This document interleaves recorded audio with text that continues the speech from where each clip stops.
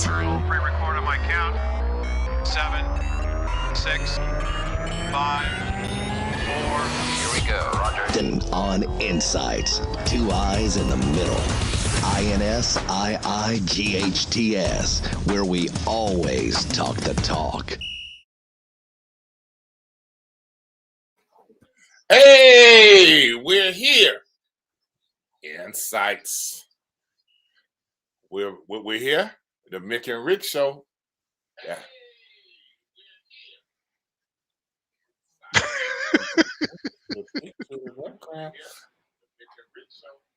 Whoa.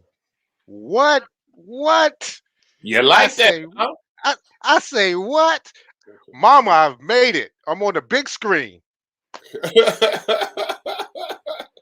Hey, when you gonna do it? This is Mickey Clayton, the coach, and I'm here with your favorite rapping Duke reporter. You got him right there with us, Rick Brown. What's happening, my brother? How's it going in this world today? Man, it's always some drama going on in the world each and every day. It's always something. We just don't always know what it is.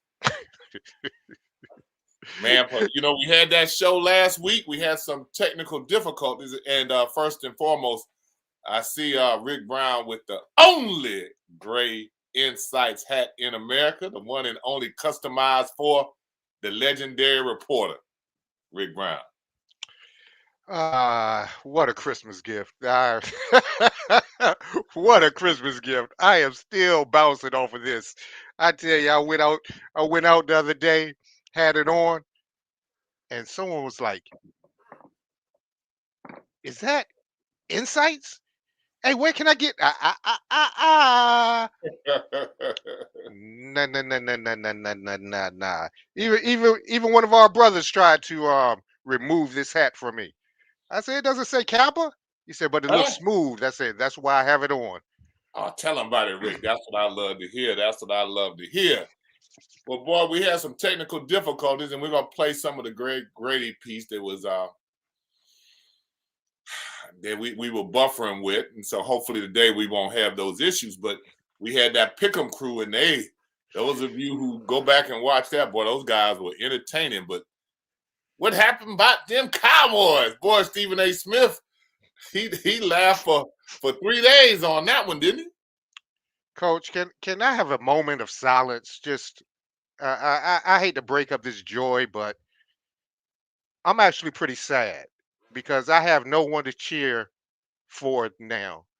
My favorite team will not play anymore because I only have one football team, NFL team. It's whoever plays those Cowboys. And they lost, and now I don't have no one to cheer for the rest of the football season. And that's all right. So you're done now, huh? I hear you. I hear you, Rick the reporter. I hear you.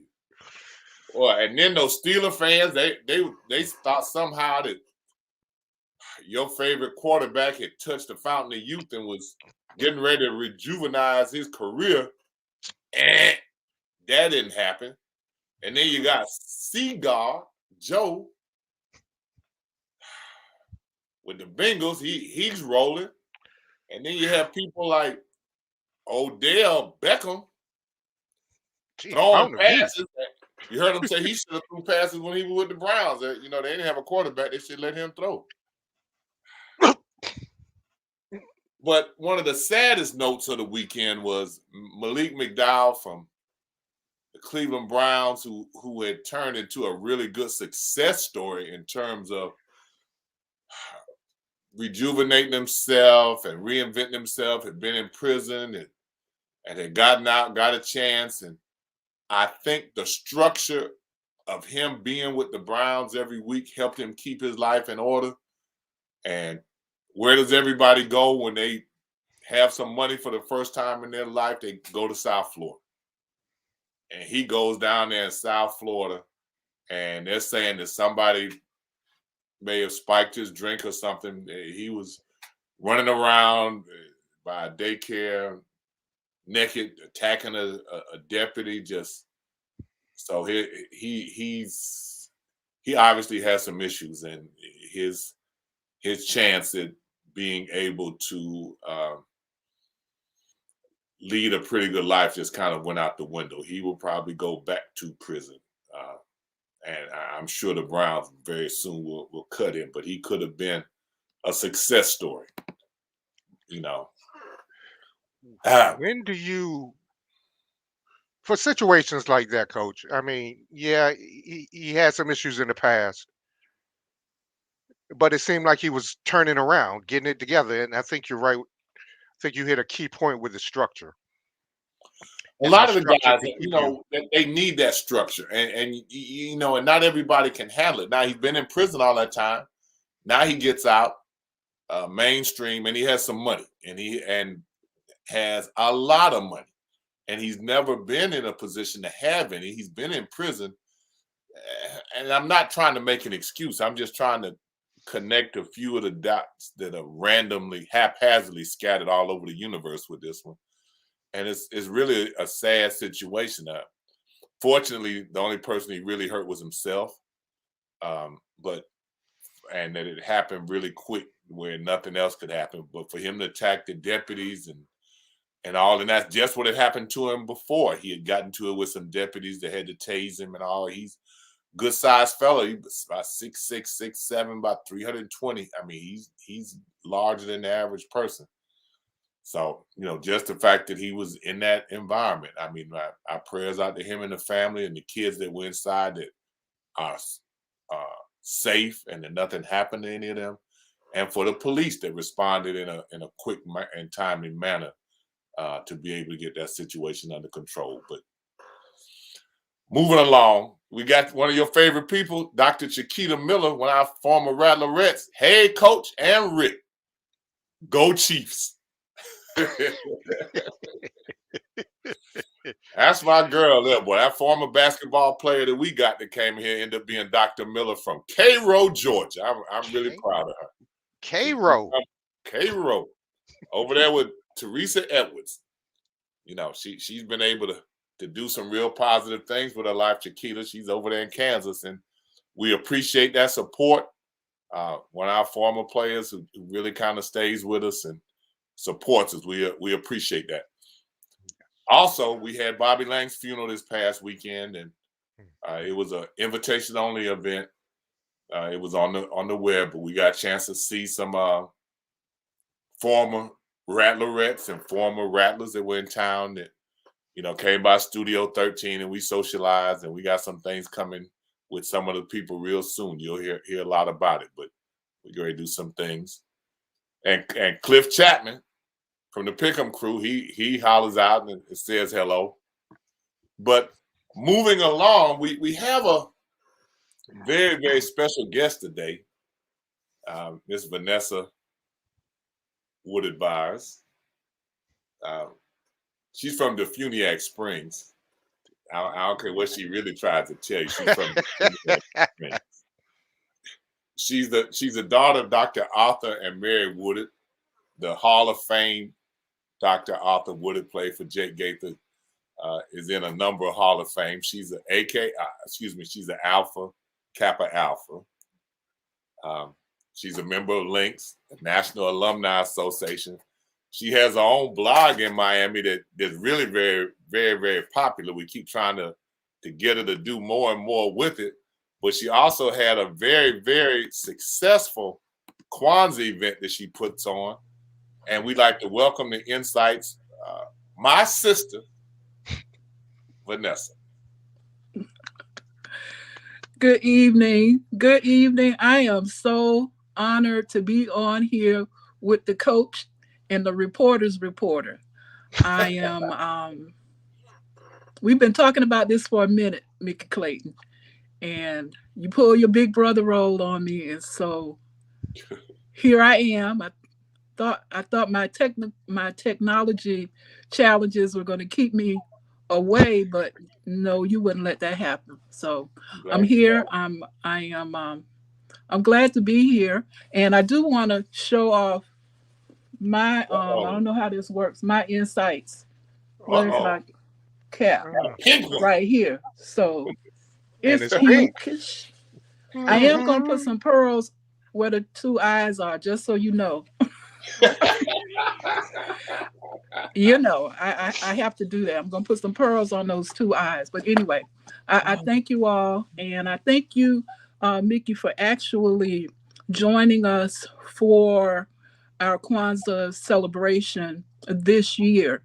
We were challenged, and just a number of things happened. We usually have one night of Kwanzaa, and the event is named after my mother, Mary Williams Woodard.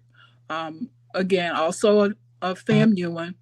She took on presenting the Kwanzaa activity in Miami, and you just kind of have to know my parents to know how this works. I'm like really old school. So whatever mama was doing, everybody in the household had to do also. Mm-hmm. So when she was responsible for the Kwanzaa activity, then everybody in the household was responsible for the Kwanzaa activity also. It started out very small. Our alumni chapter president at the time, Dr. Freddie Young, introduced the chapter to Kwanzaa. That was in 1989. And just be mindful that Kwanzaa was started by Dr. Maulana Karenga in 1966. So in 1989, I was not involved that first time. And my brother, I believe, might have, I don't know where he was as far as school was concerned.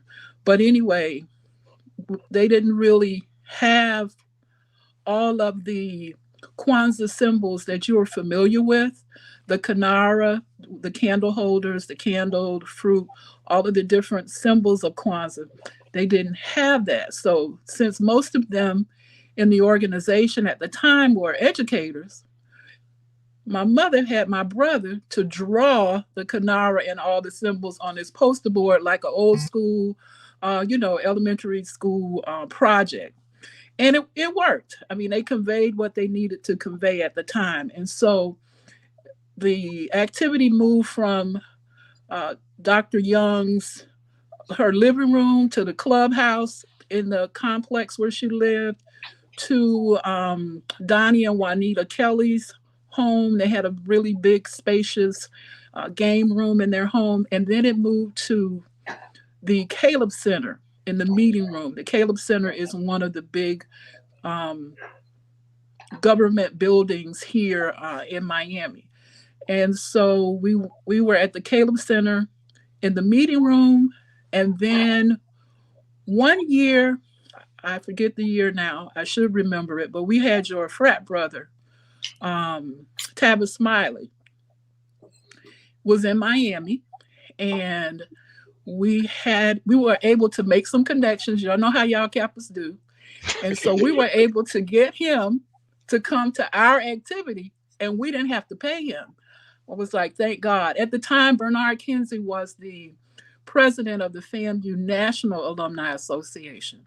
And so the only thing that we had to do after talking with his people was we had to sell his books at the particular event.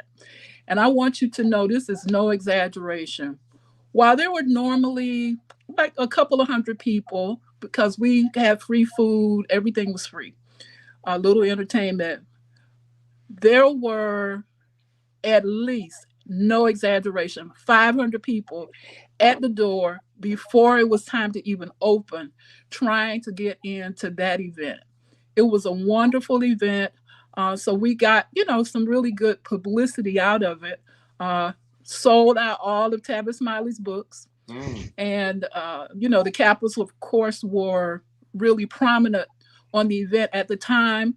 Doran Roll was commissioner, and you all know he's your fraternity brother. He was a county commissioner. So we did the whole proclamation thing. It was really good. So it just kind of took off. The next year, we had the food in that meeting room portion, but the program we were able to have in the auditorium. Everything just worked out so well. And then, because we had FAMUans in place to help us get what we needed to get, and then people started like, they resigned, and then we had to pay for this and pay for that, and we didn't have that kind of money. So we ended up kind of moving to different places. And last year we didn't have a public activity. I try to keep everything going because it's in my mother's name. Maybe about 4 or 5 years ago, she passed in 2010. Our chapter president at the time, wanted to name the activity after my mom. So that's how my mom's name got attached to it. So anyway, I just feel compelled to keep it going because of what the principles of Kwanzaa actually represent. And it's just unfortunate that so many Black people don't understand. They don't get that it's not a religion. It's not anti-Christmas, because we celebrate Christmas and Kwanzaa, and the kids really like it because they get toys twice. So that's another story too. But when you really look into it, it's really, I call it self-care for Black people. That's the t-shirt that I got to get, Mickey. Kwanzaa is self-care. I'm working on it, but it really is, because we really have gone through a lot of trauma, and I don't want to go off into another subject as if I'm talking to Mickey on the telephone, because this is what we do, Rick, on the telephone, just go from one subject to another.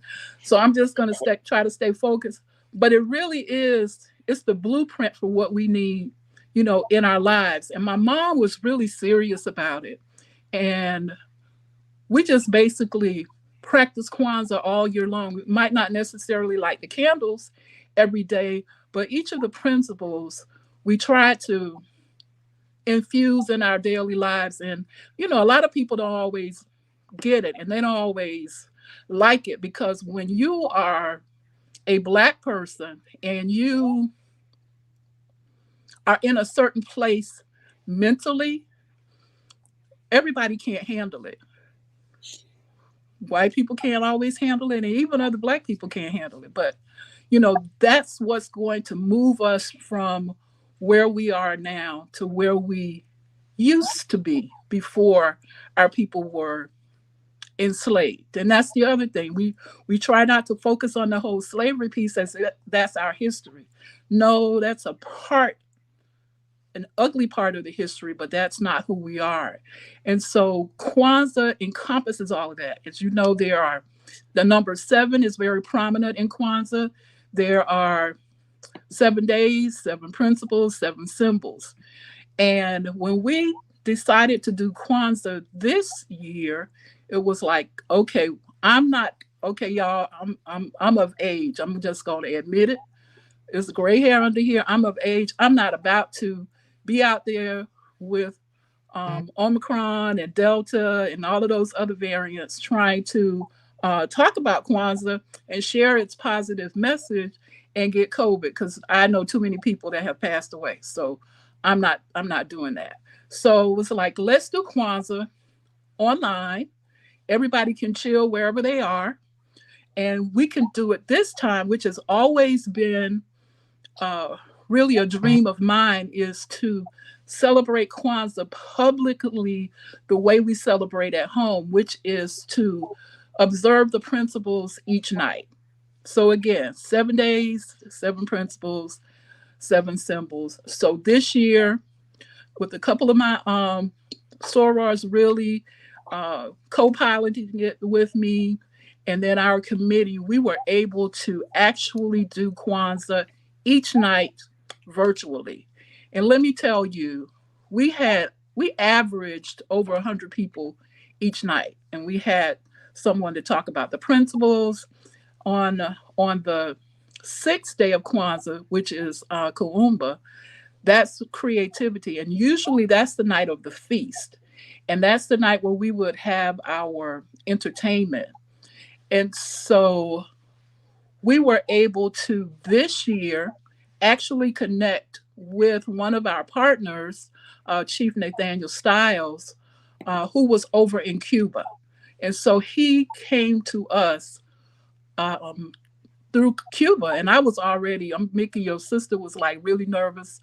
I was like, you gonna talk to us from Cuba? Do we have to like get permission from somebody? I didn't want the CIA or somebody knocking at my door, but we were able to have that conversation with him, and he shared some very interesting information with us, and it was just all beautiful. I'm going to tell you, I don't think I have physically recovered from it yet, because it was 7 nights, and as I said, my two sorors, Amy Dawkins, I'm going to call their names, Amy Dawkins and Carissa Berkeley, they were right there with me every step of the way, because we did it through Zoom, and it was not easy. It might have looked easy, but it was not easy. It was beautiful the way everything came together. And it evolved into an after chat. After the program concluded, it evolved into several nights of conversations. And so we do have some issues that we are kind of in an informal group going to address. And so I just want to share with your audience, Mickey, that if you don't know what Kwanzaa is all about, please do your investigation. There are some negative articles out there on the internet. Don't let that sway you from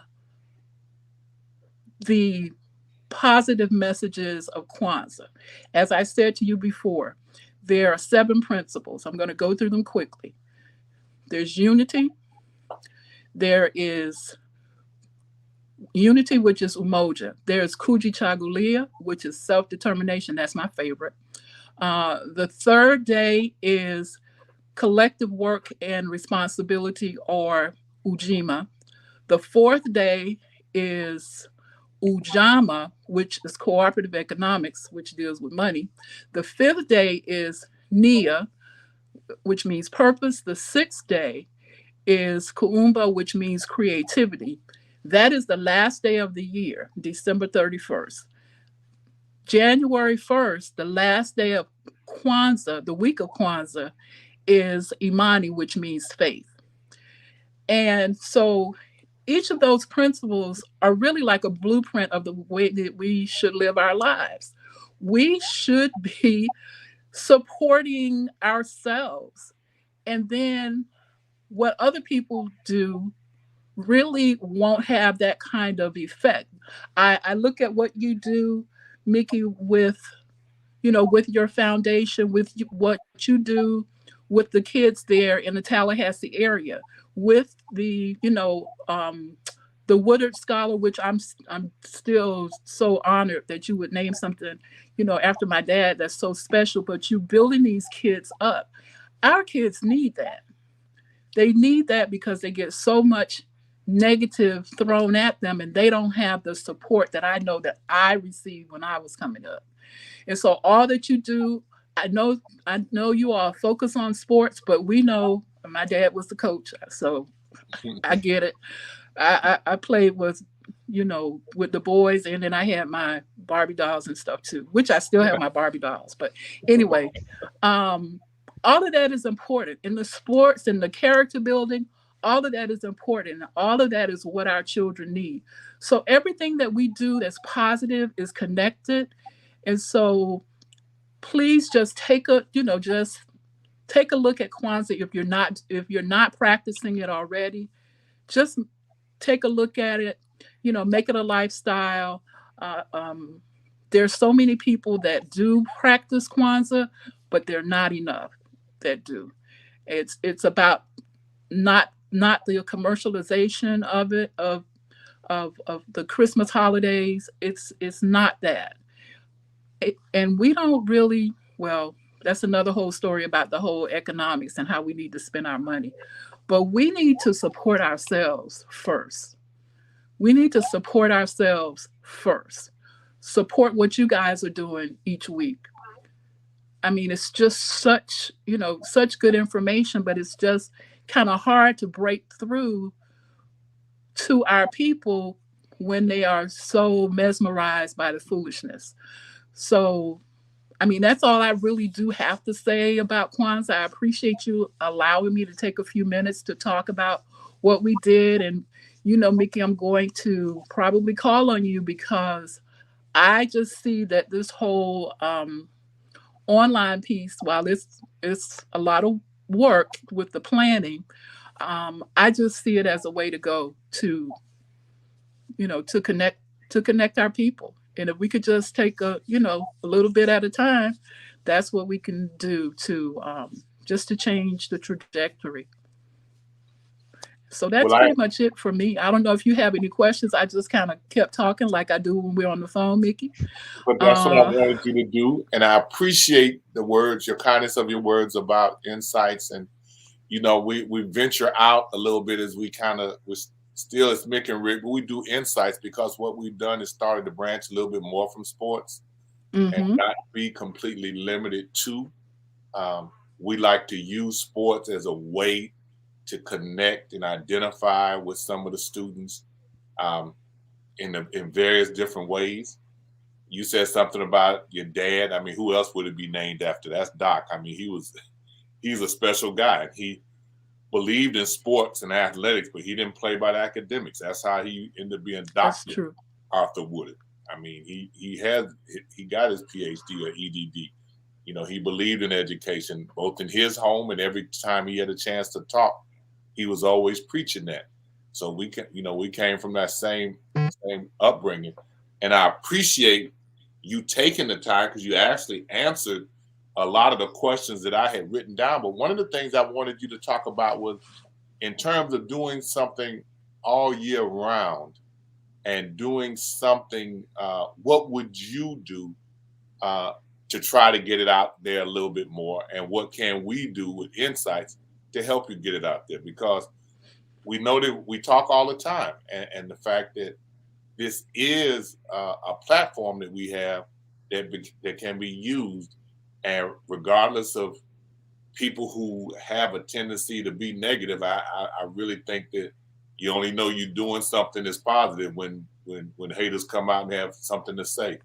So we continue to try to educate, and we can't educate everybody, but if we have a show that helps one keep them from doing something or give them pause to think about trying to do the right thing, then we're going down the right path. So what can we do, and what are you planning to try to do some things mid-year or through the year to get people even more involved and aware? Well, I'm glad you asked that question. Because let me tell you this, Rick Brown and everybody else listening. Mickey Clayton, I'm the one, I'm going to think something through.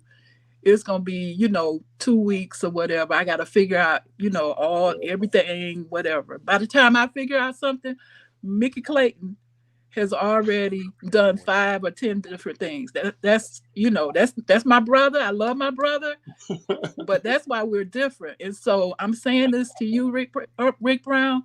He has been talking about this that we're doing for a long time. And so he keeps pushing me. And so when all of this came up, I had to get some things done and get it done quickly. So I had to try to go into Coach Mickey Clayton mode. So anyway, so what we're going to do, because I did set up a foundation page finally, but on Facebook. So I'm going to actually set up a web page and get the foundation, that foundation part actually the way that it should be, that will really represent my parents. But we're on Facebook at the Dr. Arthur and Mary Woodard Foundation for Education and Culture. I know that's a mouthful, but that's where we are on Facebook. And so what we're going to do is what we've been talking about before, Mickey, is through my blog, which is Blogging Black Miami. I have to become more consistent with the posting so that we share what we are both doing because they are connected. And so you've done a number of shows on people from the Miami area that I know deserve a place in the archives of the blog, on the front page and in the archives, because you've done, oh Lord, I'm gonna forget what Claudette Farmer. You've done Andre Dawson. I mean, you've highlighted some people that I know the people in the Miami area would want to know about. And that's what's been so amazing about this online experience and actually connecting with people online. And through my, through my sorority, we work with young people also. And there's so much that the young people don't know because we don't really sit down and tell them. So it's just a way. I'm going to take the approach of being the educator. I did not want to be a teacher. I studied accounting and didn't even want to do that. But anyway, I'm taking that approach because the children don't know and no one's really telling them. And not that I know everything, because I find out things as I go along. But what I do know when I'm talking to younger people, because I have a lot of younger sorors that I call my soror daughters, but they're not. And as we're talking about things, I just think they already know, and they don't know. How could they if no one told them? Just about things in life. And so that's the approach that I decided to take with the blog. I'm going to do a whole blog piece on the Divine Nine and this whole, the whole January month.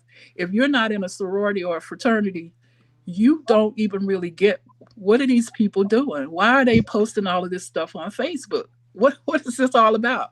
And then there are a number of people in Miami, they might look like me, but they're not from the United States. They're from another country where they don't have fraternities and sororities and so forth. So it's all about education. So I try to stay away from education because I saw how hard both of my parents and their friends worked. And it was like, I don't want to do that and get paid a little bit of money. Why would I do that to myself?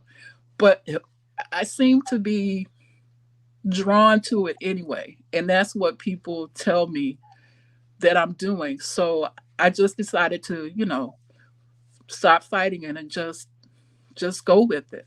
And so that's what I'm going to do. So we're going to teach the people, Mickey, you and I, and the reporter's reporter.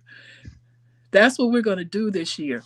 And so we decided that every day of the week, we would observe a principle of Kwanzaa. And it just happened, the 26th is the first day. And that was I think that was a Saturday or Sunday. I'm getting my days mixed up. I have to look at it, but I'm going to send you the information, and it's going to be on my blog, and it's going to be on the foundation page on Facebook. Today is, I don't know, I'm going to just make up something right now. Today is Tuesday. The principle we celebrate is Kuji Chagalia, because that's my favorite, which means self-determination. And then just talk about that. And when it comes to the cooperative economics piece, talk about a business, spotlight a business. And since, we're basically focused on Miami and then in the Panhandle area, we can talk about a business. I don't know. I'm just making this stuff up. And you're going to help me, you and Rick Brown. Well, I'm always there to help you. I keep trying to tell you and your comments are coming in. I have to stop and interject a couple.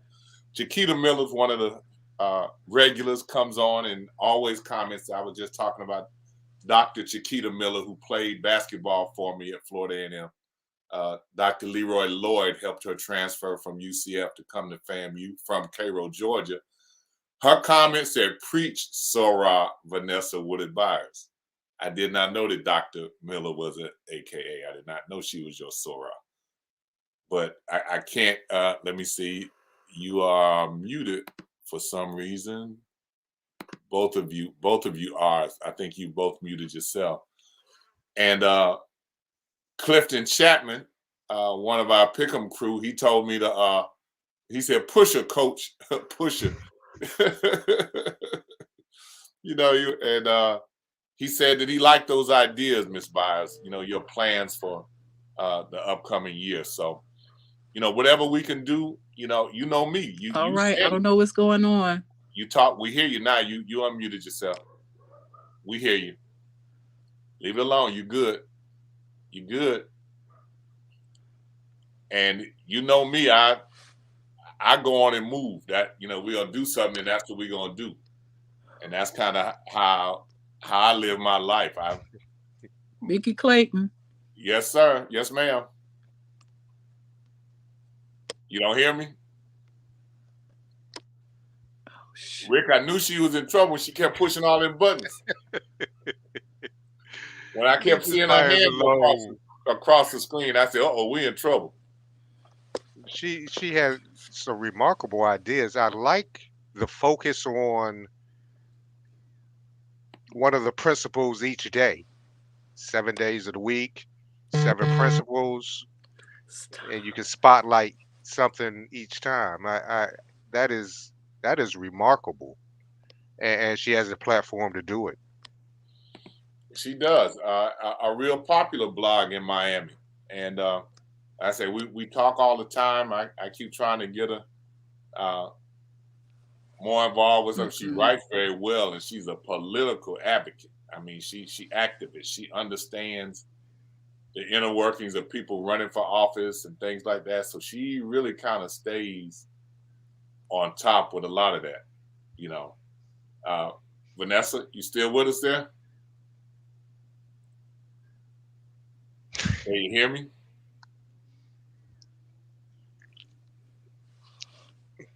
Can you hear me, Vanessa? Probably not. No. But you were saying something, Rick? Yeah, I laughed when she said, when she was talking about how you push her and how she thinks about every little detail, and by the time she's ready for action, you're already there. And I was just like, man, that sounds so familiar. And both of you are slow to being pushed. Appreciative, but slow to being pushed. I think that was a very honest admission. Both of us, Ms. Byers. He's talking about both of us. how we're so much alike. When you mentioned that you think out every detail of a plan, and coach is like, "Come on now, let's go. I was like, yeah, that's me. And he was just like, yeah, because y'all are slow to being pushed. Go. And I'm like, yeah, I'm working on it. So I understand, Ms. Byers. I do. I personally understand. Well, sometimes I do and sometimes I don't. Sometimes I have, see, this is the other thing, Rick Brown. My daddy's family are Claytons from Live Oak, if anybody's watching. So Mickey really does think that he's my big brother, but all I have to do is call Barbara. Everything is resolved. Now, she played a trump. Mm-hmm.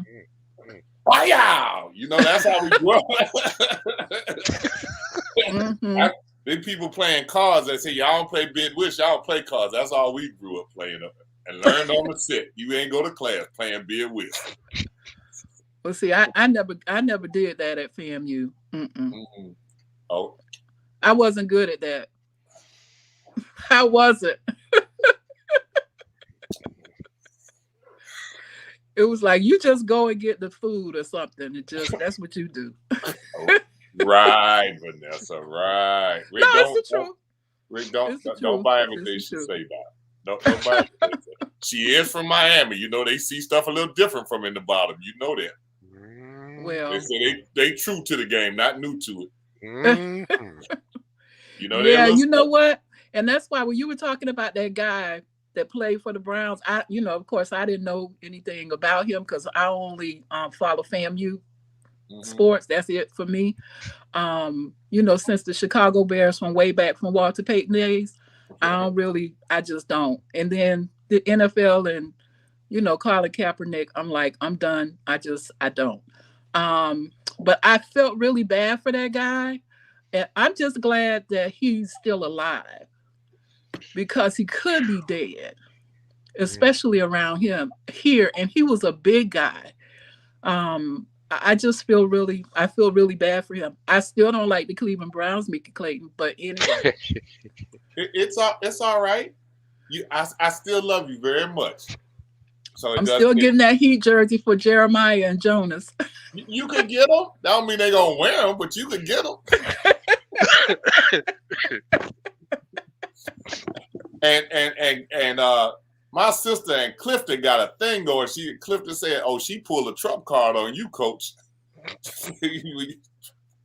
Yeah. She pulled a Trump card on me. Yeah, we're family.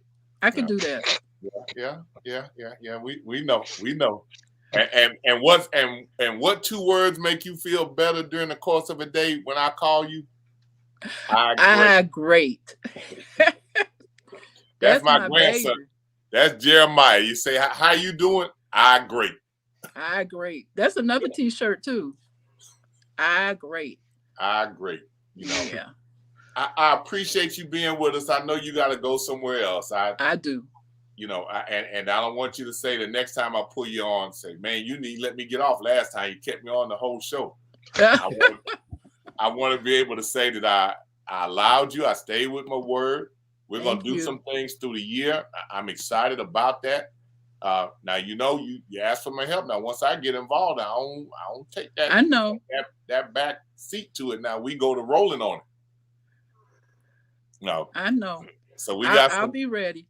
I'm just glad I had a chance to meet Rick Brown, the reporter's reporter. I'm here, Ms. Byers. You can find me anytime. You can yell at me anytime. They saying he going with that Miss Byers stuff, but okay, I know how y'all have this work. But anyway, I have to run. This has been a whole lot of fun. I thank you all, and I appreciate what you all are doing. And however we're gonna make this work, we're gonna make it work. All right. I appreciate that. We're gonna go to one of our sponsors, and then we're gonna go to Greg Grady II. But we appreciate you. All right, deuces. Have you thought about improving the curb appeal of your home or business? If so, call Hank. My pressure washing service will give your property a fresh look that you are needing at an affordable price. Just take a look at some of these improvements. If you are in need, give Hank a shout. I'll get you right. Ladies and gentlemen, with us today, we have a local Tallahassee legend. We have Greg Grady II. I don't know if we got to the 3rd or the 4th yet, but we speak. Nah, not yet. Not yet. Not yet. Welcome, Greg, to INSiiGHTS. We appreciate you taking some time to talk with us today. Nah, thank you for having me. This was a pleasure. You looking down on people from Tallahassee and giving them a spotlight. So I really appreciate this. Oh, well, Greg, the last week we saw you, you were dunking on people at FAMU High. Fill in all the gaps for us from there to ESPN. I know this has been quite a journey for you and quite a story, but yeah, I want the story to be your story. Please tell us what's happening, what's going on with you. No problem. Well, I'll start because I did enjoy being in high school in Tallahassee, went to FAMU High, graduated in '97. I got a chance to do what a lot of kids didn't get a chance to do, playing for Coach Lang. Well, we went basically to 4 state titles, championships. The first one obviously being here in Tallahassee, and then the other 3 is when they moved the state championship to Lakeland. And we won all of them except my junior year. So I had a little bitter taste in my mouth my junior year, we lost to Miami Christian. You see, I still remember. Right. And then we obviously redeemed ourselves my senior year. So it was just a blessing getting a chance to have, those kind of awards to start out with, making all defensive team, all tournament teams, getting recruited. That's the one thing that, I want every kid to do when it's that time, push yourself to have that moment of getting a chance to be recruited, whether it be academically or, in sports wise, because it's just a beautiful thing to know that you have now taken the burden off your parents and now you have said, I got this. And I think that was my whole goal. I always told my parents they was never going to have to pay for college because I knew I had a focus of what I wanted to do. And so that's what guided me all through high school. And then, so out of high school, well, I went to Western Kentucky on a basketball scholarship. Played 1 year there in the red shirting, and then I ended up transferring because my coach was fired. You know how the coaching world goes. And so then I had a brief stint, which was fun, at Pensacola Junior College. So I got a chance to come back and beat up on TCC here in Tallahassee. And then after that, made it to Texas Southern University, where I finished out, started my last 2 years. Great experience playing for Coach Courtney. Almost we made it to the SWAC championship game, lost in the SWAC title to Alcorn. And then just a beautiful career. But then after that, like you mentioned, I made it to ESPN. Before that, God blessed me with the opportunity to play in Europe. So I got a chance to play in France. I was in a city called Sablé, which is about 2 hours from Paris. So I got a chance to play there. Great experience. You're on your own. There's nobody. You got to learn a language. But the beauty, I think it was just in my DNA. My father, Greg Grady, had already played in France when I was growing up. So I felt like if it was real familiar to me because he played in France. He played in Paris, actually. So having that experience from your father, it kind of, you don't even know it's there until you get there. I just felt at home. So it was very easy to transition for me being out of the country. And then, long story short, came back because I actually left school early to go to Europe. I came back to Texas Southern, got my degree. And then that's when I went to a job fair at our school and ESPN was there. And I basically talked my way into a job because I was doing everything. So everything was fresh in my head when they was asking me the question. So it's definitely good, even if you don't think you're going to get a job. It's good to go to the job fairs at your universities, at your high schools. You just never know what's going to happen. Man, that's a heck of a journey you had right there. Yeah, it is, man. I mean, I can go before that. My father, and my story goes deeper because I had surgery real young as a child on my stomach. And so one of the things that I've overcome my whole career is the doctors said I wasn't even going to be tall. Like, for those that don't know, I'm 6'8".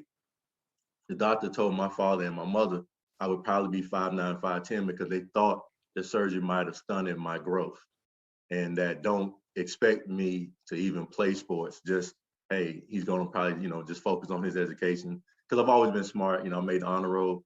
I did 4.0s here and there. So I definitely books. So I had to always overcome that. So when I got into high school, running, all that stuff was hard. Like, I basically had to build my body to even play high school sports. So a lot of people don't know that they just think I was just been tall my whole life. And like, I didn't hit my growth spurt until after 9th grade. That's when I would jump to like 6'3", 6'4". But I was pretty much playing, guard my whole career. That's why I was able to handle the ball as I got taller. But yeah, I couldn't even do push-ups or sit-ups. My body was just always so weak. So what Coach Lane did, and I'm sorry to jump back to high school, but That's fine. That's fine. What Coach Lane did, and obviously with the benefits of me having some skills, is I played freshman and JV my freshman year. I practiced twice every day, just getting the strength, the push, just everything you would do in practice. Obviously, Coach. And then also getting a chance to sit on the bench after both seasons were over with varsity on my 9th grade year. And then my sophomore year, I did the same thing. I played JV and I played varsity. So I would practice twice a day, and just to try to get ahead of the kids that were already ahead of me, because physically they were, but physically I was still very weak. But so that's what was my testament to being where I am today. Was just I had to put in so much extra work than the normal person, even though what you see now, you wouldn't know that. And that's just what we talked about off air, is that people don't know the journey that you go through to get to where you are. And you talk a little bit about your legacy. I mean, your genetics, the Lawson family on the other side, on the woman's side of the family, your uncle was quite a basketball player. Yeah, my Uncle Al, shoot, all of them, they played a little bit. My Uncle Kevin, my Uncle Lynn, they all played sports. But yes, my Uncle Al, obviously you know him as Representative Al Lawson, Congressman Al Lawson, played at FAM, got a chance to, play in the NBA, was, I believe, picked by the Indiana Pacers. So yeah, the lineage is long. My mom, played some basketball as well. So it definitely was in the bloodline. I just had to pull it out, whatever God gave me. Mine just came out a little, later in life, but I definitely had the genetics already around me. And I have to mention Rattler Paul. He was a rattler, a special guy just in himself. So I know Paul. Well, I know a lot of your family. And yeah, Paul definitely was a rattler. Obviously, my dad went to Florida State, so yeah, the rattlers it's in me. I bleed that orange and green. Yeah, yes, you do. And people don't know. And then you end up in France, where your dad was. I mean, that's that was special, man. Like I said, it's you don't know where you want to go. Just you get the agent. I'm in the gym. Me and my dad at Walker Ford Community Center. Midnight working out when everybody else my age is trying to go party, trying to do these things. We in the gym. I worked out with Coach Ahmed Ali all the time, and Mobley, who I believe now is a coach at Crossroads. Like I worked out with them during the day. Me and my dad would get in at night in the weight room. So I was relentless at wanting to get this, and I'm just a kid from Tallahassee that shows that if you put your mind to it, you can do it no matter what city you come from. They will find you. And I put in the work. Now it's a little bit easier because you got YouTube, you got social media, so you can get your videos and your links out a whole lot faster than when I was coming away. You had to put it on DVD, and send stuff out to agents. But that's what happened. And then I went there, and it was funny because my dad kind of warned me, but when you go to Europe, you're expected to do everything. And I got on the plane, and literally immediately at the plane landed, it was like, hey, you want to get something to eat? I'm thinking I'm just going to get in my room, relax, and then maybe the next day got practice, meet the team. It was like, no, let's eat. We have a game today. A game? Yeah, it was like, I was like, what you mean a game? I'm like, I just got here. It's a 14-hour flight.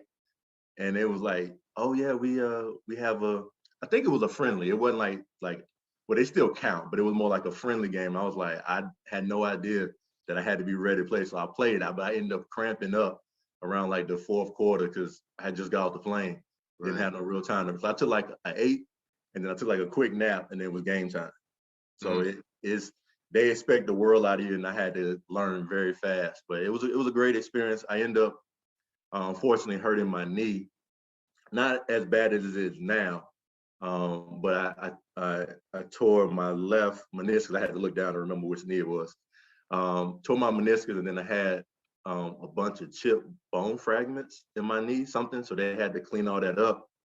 And so I just one of them things where you think you're going to come back, you want to do this, because I kept playing even though the knee was hurt, and I played until I couldn't do it no more, and I had to finally come home, and I had surgery in Tallahassee, and then after that it kind of just dried up. I was trying to come back, trying to connect with this person, but for some reason after my my 2 years or whatever, I just had to say it was God's plan, because it just didn't work back for me to jump back. But I kept playing, but not at where I wanted to be. But I played in other tournaments and got a chance to play in other leagues and won some more tournament championships. So yeah, I still play now. But I never stopped. But just at that level where I wanted to jump back to, that was something that for some reason just didn't happen again. But that's fine. That's an opportunity not many people have. Yes. And then where you are today is an opportunity not many people have. Please tell us what you do at ESPN. Yeah, so after college, like I said, I took the job in 2004, 2005 at ESPN. So, you start out at obviously entry level, you learn the system, and then, you get hired full time. And I made it, I was hired full time. So I've worked on every show. I worked on Sports Center. I worked on all of the NBA shows. I've even done NASCAR. I've done college football, NFL. So I've gotten a chance to do a lot of different What do you do on things. those shows? What do you do on them? All right, so I mean, obviously at the beginning, it was more just behind the scenes. You learn how to cut all the highlights. So obviously, that's the first thing we all grew up watching, Sports Center, Stuart Scott, rest his soul, the highlights. So I got a chance to cut a lot of highlights for Stuart Scott and have some interactions. So that was that was kind of a dream, because at that time, he was the biggest guy, in the world in sports. So just getting a chance to work with him and have that memory, obviously now was a beautiful thing. So you start off on just the things that you see on TV, the sound bites that you see, the B-roll, the highlights. You start on all that, and then as you get better, you start doing other things. So for instance, like when I went to NBA, start doing montages, start doing plays of the month, plays of the week, where you're compiling all the video, getting good music, and just making it entertaining for the folks to see all the stuff that's happened, first half of the season, everything that we have in the NBA, I've gotten a chance to cut all those things. So a lot of behind the scenes, and like I said, as you progress, you start writing more, you start doing things. Go ahead. No, so you one of those people that were doing Shaq and a Fool? Well, ESPN version, yeah. So I not top 10 and stuff like that. Yeah. So yeah, doing those things. Yeah. So top plays, everybody watches top plays. I've done those. So I've had my hand in a lot of stuff. Before I left ESPN, I was doing a lot of boxing. So, it used to be Friday night fights, and then it turned into now Top Rank boxing. So I got a chance to work with Teddy Atlas, one of the great trainers of Mike Tyson. He taught me a lot. So I was doing a lot of interviewing fighters, doing the score bug at the bottom, the graphics for boxing. I learned a lot because I had never really been on the inside of boxing, like just being in the weigh-ins, talking to the fighters, seeing them have to make weight, cut weight, their training. So I got a chance to meet Floyd, got a chance to meet Zab Judah, got a chance to meet a lot of these guys that you see, obviously everybody fights in Vegas, Miami, LA. So I got a chance to travel a lot too when I worked in boxing. So I've seen a lot of I won't say the world, but of the United States because of that. And that was a great opportunity. But now I left ESPN. Now I'm with New England Sports Network, which is the home of the Boston Red Sox. So that's where I'm at now. I am a content producer at NESN. So, not necessarily doing what you're doing, but I'll set these interviews up for, our program, still behind the scenes, still editing stuff, writing scripts for our talent that are on the show. So, as you grow, all your talents that you learn, back in 2005, you start using them again, but you just add little pieces as you go along. So it's been a great ride, but yeah, that's where I'm at. And it's just been a beautiful thing because I don't know if you can see like over here, like one of the things I did, win was an Emmy while I was at ESPN. Go ahead. So, Tallahassee, we got one. Congratulations there, boy. Yeah, thank you. So yeah, so it's been some awards in the making, obviously, my tenure at ESPN. So you get things for 5 years, 10 years, whatever. And then now, like I said, now I'm at New England Sports Network, and my first year, the Red Sox won the championship. So, we got a chance. I don't have it in front of me, but we got a chance to get championship rings too. And the Red Sox won. So, it's a lot going on right now. Well, I think you've been blessed because you've had a job that wasn't really work for you. Right. And for a sports enthusiast, you're able to do those things and be around and see it can never be minimized, the things that you do behind the scenes from a guy who does most of all of it here. You know, So the you know, editing and the graphics and Yep. and all of that. That is not an easy thing to do. And you have to have a certain touch and flair to be able to get it to come out right.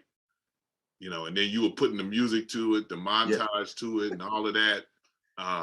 Man, yeah, that's no, but like you said, we're doing graphics, I'm editing as well. Sometimes when I might produce my segment early that day, and then I'll edit my segment, and then I'll edit other stuff, in the show. So, I like doing a little bit of both. I just feel like I'm using all my skills instead of just only producing them. Like I want to, touch everything. That way, as you already know, everything's done right. You put your hands on it, it's stamped, and you send it in, like I said, add music, picking out music. So it's a lot, but at the same time, it is fun because sometimes you get to work with some really good songs, really good people to put together these stories. So I enjoy it. And even though it doesn't necessarily have your name on it, you're sitting there looking at it go out and know it's your work.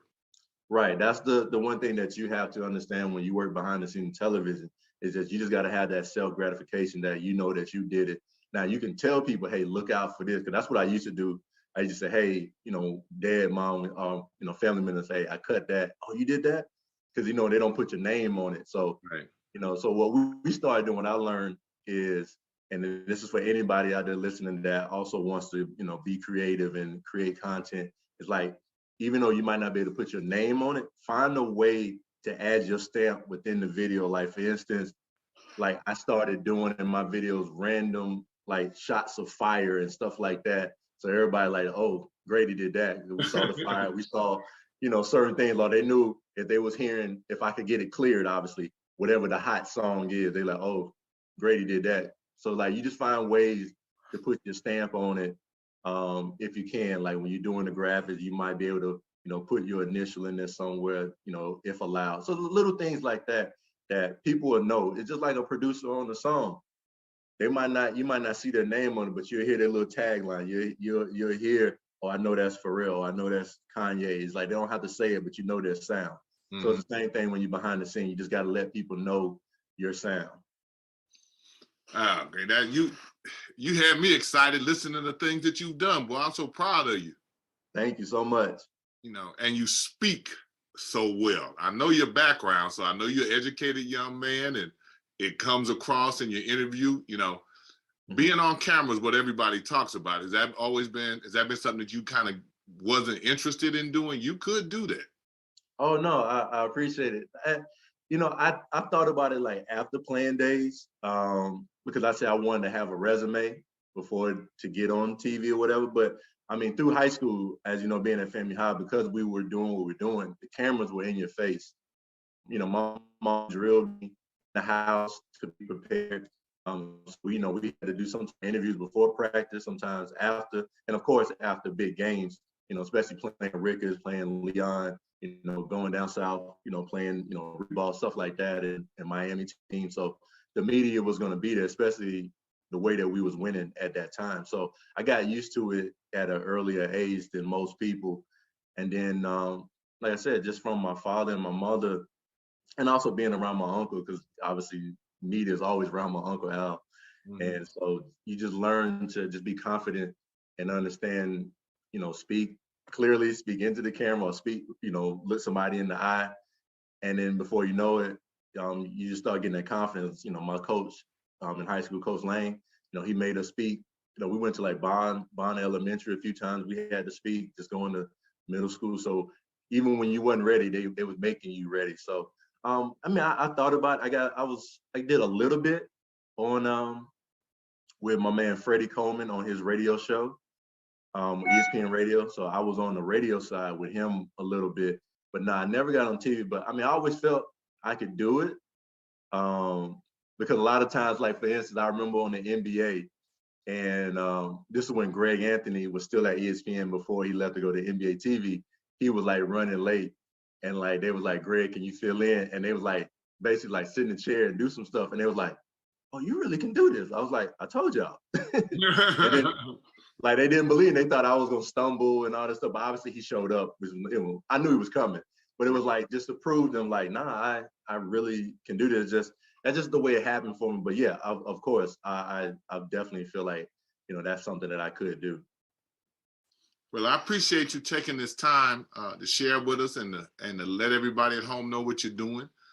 Well, one of the things I know as we close, I want to give you opportunity to say something to the Lang family with Coach Bobby Lang passing, and I know you were close to that family, so I'd like to give you an opportunity to say something if you'd like to. No problem. I definitely would like to. You know, the Lang family has been in my life, you know, since I was seventh, eighth grade. So I know Coach Lang, I know Coach Lang Senior very well, and you know, I want to send a thank you for what Coach Lang did for me. A thank you to Senior as well, just being there for us, being someone to talk to, encouraging us, pushing us too. They wasn't just, hey, you're doing a great job. It's like, no, they also pushed us to be better. And my condolences. God rest Coach Lang's soul, because, you know, he was a good man and he paved the way for my coach, his son, to groom us. And, you know, I'm so deeply hurt. And, you know, it does, you know, touch, you know, not just me, but the rest of my family, because we all became one family being at FAMU High. And, you know, I just hope the family is doing well, you know, and I just wish that, you know, everybody can just, you know, think about the good things, not just focus on, you know, that we lost him, because, you know, he left a lot of good memories. Prayers up. And always.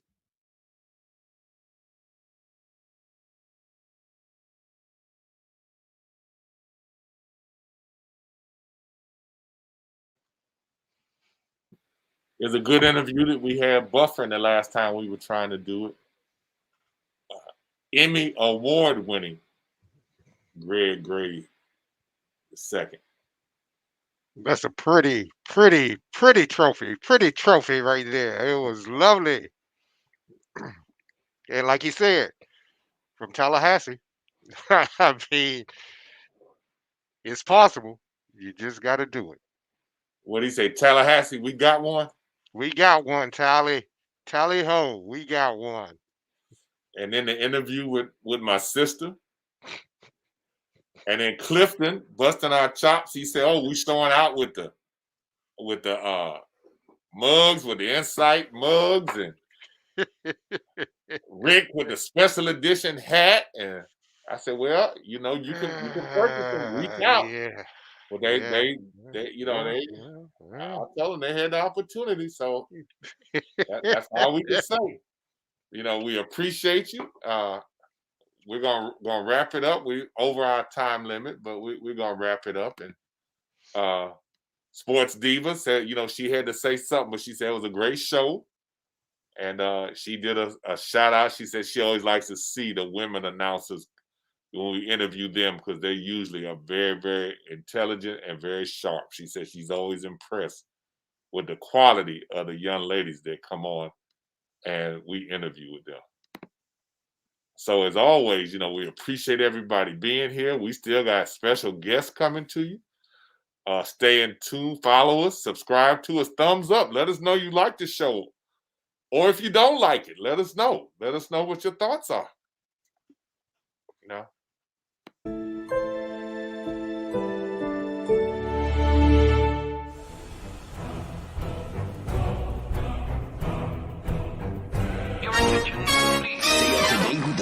From INSiiGHTS. Visit our website at INSiiGHTS.com. 2 I's in the middle, INSiiGHTS.com. INSiiGHTS is the copyright of Mac4 Enterprises, a Florida corporation. This broadcast is produced under the exclusive ownership of Mac4 Enterprises and is the intellectual property and trademark of Mac4 Enterprises. Comments of the host and other individual speakers on INSiiGHTS represent their independent thoughts and representation. We'll catch you next week. We appreciate the love and support. I'm sorry, Cowboy fans. I'm sorry. Bye.